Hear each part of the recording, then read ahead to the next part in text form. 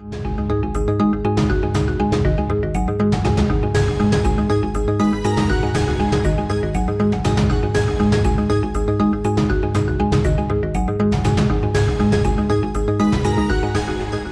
शामिल करते हैं बैनुल अक़वामी मंजरनामे से। तालिबान के नायब वज़ीर ख़ारजा अब्बास तानकज़ई ने कहा है कि दुनिया की सबसे बड़ी ताकत अमेरिका जबकि दूसरी तालिबान है। मीडिया रिपोर्ट्स के मुताबिक लोगों सूबे के दारुल हुकूमत पल आलम में सोवियत यूनियन के अफगानिस्तान पर हमले से मुतालिक एक तकरीब से खिताब करते हुए उन्होंने कहा कि मैंने अमरीकी जर्नल से कहा कि पहली सुपर पावर अमेरिका जबकि दूसरी तालिबान है। सोवियत यूनियन, अमेरिका, बरतानिया और दीगर 9 ममालिक को अफगानिस्तान में नाकामी का मुंह देखना पड़ा। जो मुल्क में अमन चाहते हैं उन्हें अफगानिस्तान में वापस आना चाहिए, उन्हें माफ़ कर दिया जाएगा। तकरीब से खिताब में अनस हक्कानी ने कहा कि जुल्म की हुकूमत कायम नहीं रह सकती। तालिबान ओहदेदार साबिक हुकूमतों के जिम्मेदारों के खिलाफ ताकत और तशद्दुद के इस्तेमाल से गुरेज करें।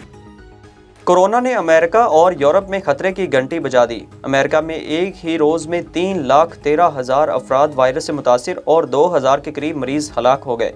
कोरोना दुनिया भर के इंसानों में मौत बांटने लगा। अब तक 28,32,09,339 अफराद कोरोना से मुतासिर हो चुके हैं। दुनिया भर में कोरोना से हलाकतों की तादाद 54,30,731 हो गई।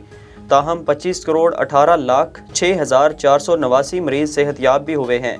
यूरोप में भी कोरोना की तबाहकारियाँ जारी हैं। फ्रांस में गुज़िश्ता 24 घंटों के दौरान रिकॉर्ड 1,80,000 केसेस रिपोर्ट हुए। बरतानिया 1,29,000, स्पेन 99,000 और इटली में 78,000 से ज़ायद मरीजों का इजाफा हुआ है।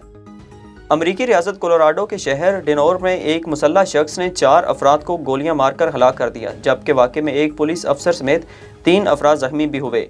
अमरीकी मीडिया के मुताबिक मुसल्लह शख्स ने शहर के 6 मुकामात पर फायरिंग की। पुलिस के साथ आमना सामना हुआ तो हमला आवर ने पुलिस पर भी गोलियां चलाईं। जवाबी कार्रवाई में मुसल्लह शख्स हलाक हो गया। पुलिस ने मुसल्लह शख्स की शिनाख्त जारी नहीं की, ना ही वाक़े की मुहर्रकात पर बात की और कहा कि वाक़े की तहकीकात जारी हैं।